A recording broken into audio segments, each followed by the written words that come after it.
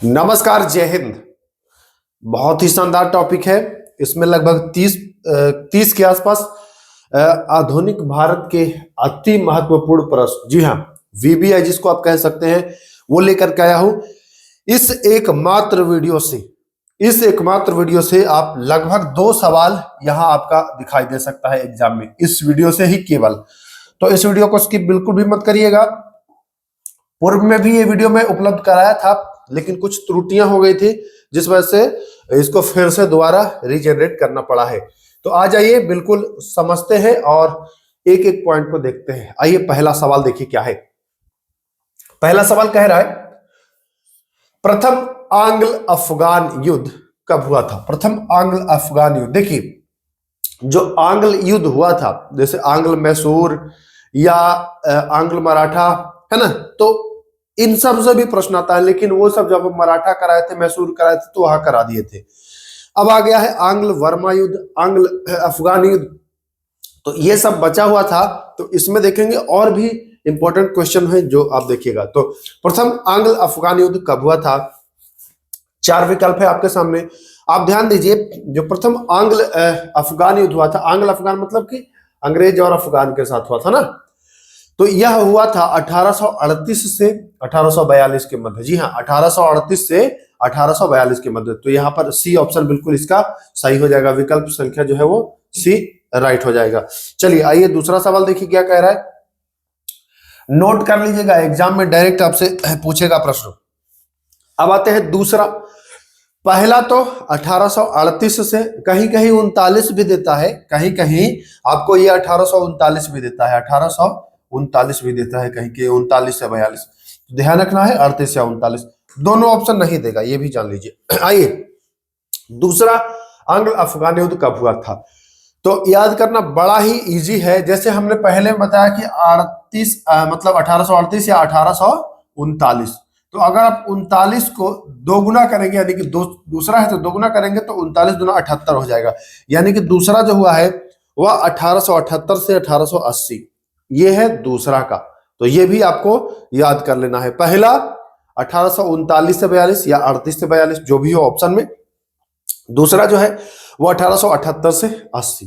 ठीक, तो ये दोनों आपको क्लियर हो गया है। आइए अब हम आते हैं, देखिए एक संधि है, संधि भी होता है जो युद्धों को रोकने के लिए, विराम करने के लिए संधि किया जाता है। तो संधि से भी प्रश्न पूछता है। उसी क्रम में पूछेगा आपसे, ये द्वितीय आंग्ल अफगान युद्ध से संबंधित है, जो 1878 से 80 के बीच हुआ है, उसी से संबंधित है। तो गंडमक की संधि कब हुई थी? गंडमक संधि कब हुई थी? तो ध्यान दीजिएगा, जब 1878 से शुरू हुआ था सेकंड आंग्ल अफगान युद्ध, तो ठीक 1 साल बाद, यानी कि 1879 में यह संधि हुई। कब हुई? 1879 में यह संधि हुई, और इस संधि से युद्ध को रोकने का निर्णय लिया गया। लेकिन आपने देखा कि युद्ध तो सर रुका 1880 में, संधि हुआ तो क्या फायदा, युद्ध तो रुका नहीं। तो युद्ध रोकने के लिए योजना बनी, लेकिन संधि का तुरंत उल्लंघन भी कर दिया गया, इसलिए युद्ध कंटिन्यू रहा। तो ये गंडमक की संधि इंपॉर्टेंट हो जाता है, इसका उल्लंघन कर दिया गया था 1879 में। ठीक ना, तो ये ध्यान रखिएगा, संधि हुई थी 1879 में। आइए अगला प्रश्न देखिए क्या कह रहा है। चलिए, तिब्बत पर रूसी प्रभाव को समाप्त करने हेतु 1904 में एक अभियान भेजा था। तिब्बत पर जो रूस का प्रभाव था उसको समाप्त करने हेतु लॉर्ड कर्जन, नाम याद रखिए कौन, लॉर्ड कर्जन ने वर्ष 1904 में एक अभियान भेजा था। तो नाम याद रखना है, किसने भेजा था? लॉर्ड कर्जन ने। अच्छा, ये पूछता है कि किसके नेतृत्व में भेजा था? तो यंग हस्बैंड, नाम याद रखिएगा, यंग हस्बैंड के नेतृत्व में जो है वह भेजा था। तो ये भी आप देखिए कि आ ही गया, वही प्रश्न है। तिब्बत अभियान का नेतृत्व किसने किया था? जो कर्जन भेजा था, तो उसका नेतृत्व जो किया था वह था कर्नल यंग हस्बैंड। तो ये ध्यान रखिएगा, इंपॉर्टेंट है यहां पर। चलिए अगला सवाल देखिए क्या कह रहा है। आइए, ये भी प्रश्न बहुत बार पूछा गया है। भारत में स्थानीय स्वशासन का विकास किस काल से माना जाता है? विकास की बात की जा रही है, मतलब स्थानीय स्वशासन की विकास जो है, डेवलपमेंट हुआ है, वो किस काल से माना जाता है? तो वह शुरुआत हुआ है ना, वह मौर्य काल से ही शुरुआत हुआ है। इसका विकास मौर्य काल से हुआ है, लेकिन सबसे उत्तम व्यवस्था ये चोल काल में देखने को मिलता है। तो दूसरा प्रश्न आपका यही रहेगा कि स्थानीय स्वशासन की दृष्टि से सर्वश्रेष्ठ काल, ये बहुत इंपॉर्टेंट है सवाल। विकास पूछे तो मौर्य काल, जो कि ये वाला सवाल है मौर्य काल, और सर्वोत्तम मतलब जो सर्वश्रेष्ठ काल माना गया है वो माना गया है चोल काल को। तो ये दोनों सवाल महत्वपूर्ण है, तो ध्यान रखिएगा। चलिए आगे आते हैं अगले सवाल की ओर।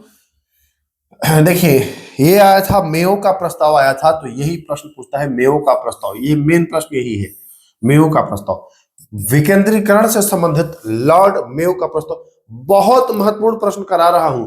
इस वीडियो के सारे प्रश्न को आप कंठस्थ कर लीजिएगा, रट लीजिएगा, एग्जाम में आपको 2 सवाल यहां से बनेगा ही बनेगा। आइए, विकेंद्रीकरण से संबंधित लॉर्ड मेयो का प्रस्ताव आया था, तो यह प्रस्ताव 1870 में आया था। लॉर्ड मेयो का प्रस्ताव कब आया था?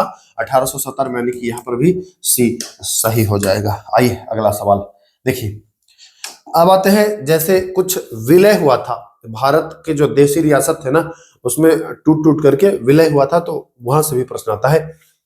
अब पूछता है कश्मीर ने विलय पत्र पर हस्ताक्षर कब किया था? तो कश्मीर जो हस्ताक्षर किया था वह क्या था? 26/10/1947। जी हाँ, 26/10 यानी कि 26 अक्टूबर। अच्छा, अक्टूबर तो सब में है, लेकिन 26 अक्टूबर, तो ये वाला हो जाएगा राइट आंसर।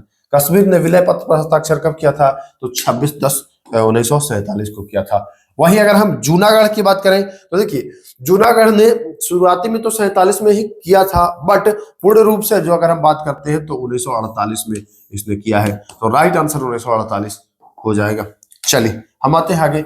जूनागढ़ के साथ हैदराबाद भी शामिल था, तो हैदराबाद भी हो जाएगा वर्ष 1948 में ही किया है, तो ये भी आप ध्यान रखिएगा। चलिए हम आते हैं अगले सवाल की ओर। 29 प्रश्न है कुल इस वीडियो में। देखिए कैसे प्रश्न कटने लगा। मद्रास के बोर्ड ऑफ डायरेक्टर्स ने नगर निगम बनाने की अनुमति कब दी थी? मद्रास का जो बोर्ड ऑफ डायरेक्टर्स था, इसने नगर निगम बनाने की, ये पहला नगर निगम भारत में बना था, और अनुमति 1687 में मिला था, 88 में नहीं। अनुमति पूछ रहा है, तो अनुमति जो मिला था वह 87 में ही मिला था, तो ये आपको ध्यान रखना है, ठीक ना। चलिए चले आगे। आइए अगला सवाल तो इसी में छूट गया है, सवाल तो आपका इसी में छूट गया है ना, तो सवाल हम लोग ले जाते हैं वहां। हाँ, सवाल आपका, चलिए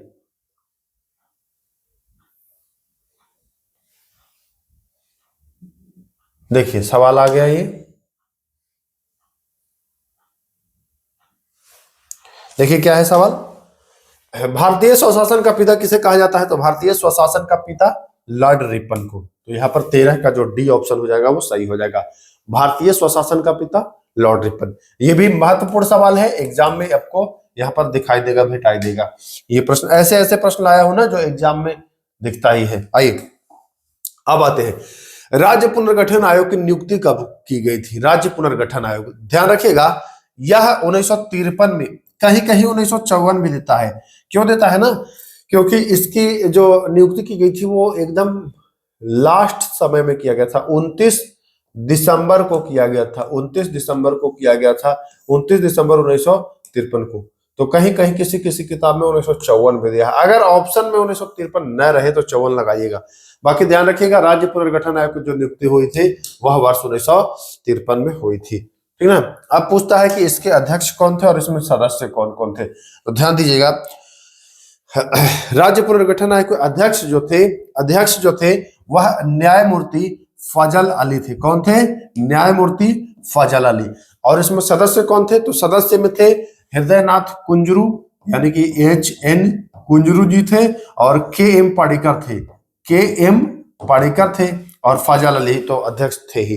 तो ये हो जाएगा राइट आंसर। राज्य पुनर्गठन आयोग में कौन शामिल थे? अभी पूछते कौन नहीं थे, तो नाम याद रखना है इन तीनों का, नाम जानेंगे तभी तो बता पाएंगे। चलिए ध्यान दीजिएगा, राज्य पुनर्गठन आयोग की नियुक्ति 1953 में हुई, हृदयनाथ कुंजरू और फजल अली, है ना, और के एम पाडिक्कर। लेकिन इन्होंने अपनी रिपोर्ट कब दी? इन्होंने जो रिपोर्ट दी है ना, वह सितंबर 1955 में इन्होंने अपनी रिपोर्ट प्रस्तुत की। सितंबर महीने 1955 में रिपोर्ट प्रस्तुत की, और इस रिपोर्ट में इन्होंने कहा कि चलिए भारत में जो राज्य होने चाहिए वह 16 राज्य होने चाहिए, 16 स्टेट होने चाहिए, और 3 जो हैं वह केंद्र शासित प्रदेश होने चाहिए। इन्होंने रिपोर्ट में यह मेंशन किया कि 16 और 3 का जो है वह चलेगा। लेकिन जब ये अधिनियम बनेगा, राज्य पुनर्गठन आयोग अधिनियम बनेगा, राज्य पुनर्गठन अधिनियम बनेगा, तो इसमें कुछ आपको चेंजेस दिखाई देगा, वो भी प्रश्न आपसे पूछ सकता है। तो रिकमेंड कितना किया था इन्होंने, ये जो आयोग था राज्य पुनर्गठन आयोग, तो रिकमेंड किया था 16 केंद्र शासित प्रदेश, 16 राज्य और 3 केंद्र शासित प्रदेश। तो 16/3 आप ध्यान रखिएगा। आइए अब राज्य पुनर्गठन अधिनियम पारित कब हुआ? 53 में, 53 के लास्ट में, 54 ही समझ लीजिए, 53 के लास्ट में आपका आयोग का गठन हुआ। 55 में रिपोर्ट प्रस्तुत किया, 56 में वह अधिनियम बन जाता है। अधिनियम जब पारित होता है वो कब होता है? तो 1956 में राज्य पुनर्गठन अधिनियम पारित हो जाता है, वर्ष 1956 में पारित होता है। तो इसमें चेंजेस क्या होता है? तो 16/3 जो रहता है वो बदल जाता है। और देखिए उसी पर एक सवाल मैं रखा हूं, बहुत अच्छा सवाल है, ये एग्जाम में पूछ सकता है। आइए, राज्य पुनर्गठन आयोग के बाद, मतलब गठन होने के बाद राज्य और केंद्र शासित प्रदेशों की संख्या कितनी हुई? की संख्या कितनी हुई भाई? रिकमेंड तो 16/3 का किया गया था, लेकिन संख्या कितनी हुई? क्या 14/5 का हुआ, या 14/6 का हुआ, या 16/3 का हुआ, या 18/2 का हुआ? तो ध्यान रखिएगा 16/3 तो रिकमेंड किया गया था, है ना, लेकिन जो संख्या आई बाद में निकल करके, वह संख्या जो है वह है 14 और 6। ध्यान रखिएगा वह संख्या कौन है? तो वह संख्या है 14 और 6। 16/3 का दिया गया, रिकमेंड किया गया, लेकिन जो बाद में आया निकल करके वह आया 14 और 6 का। ध्यान रखिएगा। आइए अगला प्रश्न देखिए क्या कह रहा है। किसने सहायक संधि के माध्यम से भारतीय राजवाड़ों के विदेशी संबंधों पर रोक लगा दिया? सहायक संधि करके और रोक लगा दिया, यह लॉर्ड वेलेस्ली ने, है ना, सहायक संधि करके और ये रोक लगा दिया था। आइए देखिए, प्रथम आंग्ल अफगान युद्ध आपने देखा था, प्रथम आंग्ल अफगान युद्ध आपने देखा था 1838 से 42, ठीक ना। वहीं दूसरा आंग्ल अफगान युद्ध आपने देखा था 1878 से 80, ठीक। ये देखा था अफगान युद्ध, ये क्या था? ये था अफगान युद्ध का। अब आंग्ल नेपाल युद्ध का बात करते हैं। इंपॉर्टेंट है ये सवाल, बहुत इंपॉर्टेंट है, ध्यान रखिएगा। प्रथम आंग्ल नेपाल युद्ध की बात करेंगे तो आंग्ल नेपाल युद्ध जो हुआ है वह हुआ है 1814 से 16, ठीक ना, 1814 से 16, यानी कि सी सही हो जाएगा। अब यहां पर एक संधि होगी, संधि होगी 16 में, ध्यान रखिएगा। आइए हम देखते हैं संधि होती है कि नहीं। आंग्ल नेपाल युद्ध के समय नेपाल का जो नेतृत्व था वो कौन किया था? तो वह भीमसेन थापा किया था। तो ये ऑप्शन सही हो जाएगा, ये ध्यान रखिएगा, कभी हो सकता है पूछ दे, तो ध्यान रखिएगा। आइए देखिए, प्रथम आंग्ल अफगान युद्ध, सॉरी आंग्ल नेपाल युद्ध जो हुआ था तो एक संधि के तहत ये समाप्त हुआ था, और वह संधि हुआ सुगौली की संधि। और सुगौली की संधि कब हुई? 1916 में। सुगौली कहां में है? तो चंपारण बिहार में है, ध्यान रखिएगा। सुगौली कहां में है? तो ये है चंपारण बिहार में। तो ये कभी पूछ सकता है कि भाई सुगौली कहाँ है, तो बताएंगे ये चंपारण बिहार में है ना। तो सुगौली की संधि 1816, यहाँ सी बिल्कुल सही हो जाएगा। बहुत इंपॉर्टेंट है ये सवाल, एग्जाम में आपको डायरेक्ट आएगा, खोजते रह जाएंगे, कहेंगे कहां से आ गया, कहां से आ गया। चलिए, वर्मा का प्रथम युद्ध, अभी क्या देखा आपने? अफगान युद्ध देख लिया, नेपाल युद्ध देख लिया, अब आंग्ल वर्मा देखिएगा। देखिए, नेपाल युद्ध होने के ठीक 10 साल बाद, है ना, यानी कि नेपाल प्रथम आंग्ल कब हुआ था? 1824 से 1814 से 16 चला था ना, 1800 14 से 16 चला था नेपाल वाला। 10 साल बाद अब आ जाइए, तो 10 साल बाद क्या है, 1824 से 26 चला बर्मा का प्रथम युद्ध। अब अगर बर्मा का दूसरा युद्ध पूछे तो बस 26 का दोगुना कर दीजिएगा, 1852। आइए वो भी प्रश्न संभवतः होगा। देखिए, तो प्रथम वर्मा युद्ध के बाद एक संधि होती है, और वह संधि होती है यांडबू की संधि। भाई वह संधि कौन होती है, यांडबू की संधि, वह होती है 1826 में। थोड़ा सा मैं क्लियर करूंगा अभी, आंग्ल नेपाल, आंग्ल अफगान और आंग्ल बर्मा तीनों क्लियर करूंगा, थोड़ा सा धैर्य बनाइए, अभी ही अगला करा दे। 1826 हो गया ना। आइए, वर्मा का दूसरा युद्ध तो हमने बता दिया कि उसको दोगुना कर दीजिए, 1852 हो जाएगा, ये भी आपका क्लियर हो गया। हाँ, वर्मा का तीसरा युद्ध कब हुआ था, तो तीसरा युद्ध हुआ था 1885, कहीं कहीं मिलेगा आपको 85 मिलेगा, कहीं कहीं ये मिलेगा 86, आपको याद रखना है 86 से 88, ठीक ना, कहीं कहीं आपको यही मिल जाएगा, 85 से 88 या 86 से 88, तो आपको 88 वाला ध्यान रखना है। अब आते हैं, हम तीनों समझते हैं, यहां पर जरा सा रुकते हैं। प्रथम अफगान, हम आते हैं अफगान वाले पर, ठीक ना, अफगान वाले पर आते हैं। तो एक आते हैं अफगान पर आएंगे, फिर नेपाल पर आएंगे, और फिर वर्मा पर आएंगे। ध्यान दीजिएगा, अफगान का दो युद्ध देखने को मिलेगा, एक मिलेगा 1838 या 39 से शुरू होगा और 42 तक चलेगा, ठीक ना। इसका एक और मिलेगा 1878 से 80 तक चलेगा। इसी के बीच में एक संधि होगी 1879 में, ठीक ना, इसी के बीच एक संधि होगी। अब आते हैं नेपाल वाले में, तो प्रथम आंग्ल नेपाल युद्ध जो होगा वह होगा 1814 से 16 में एक संधि होगी, है ना, 16 में क्या होगी, एक संधि होगी, ठीक, तो ये हो गया।